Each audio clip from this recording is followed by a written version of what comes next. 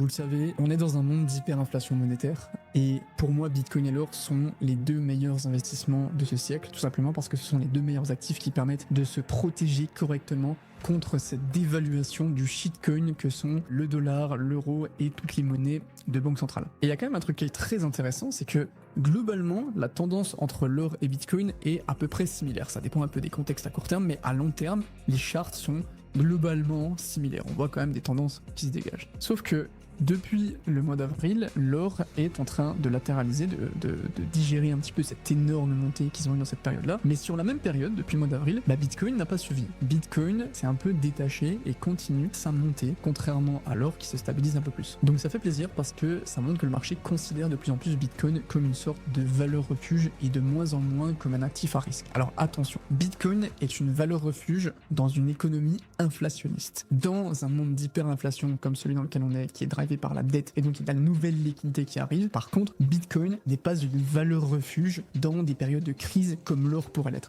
Je vois très difficilement des gros investisseurs, des Warren Buffett et compagnie, mettre leur cash en Bitcoin quand ils voient une crise arriver. Ça n'arrive pas.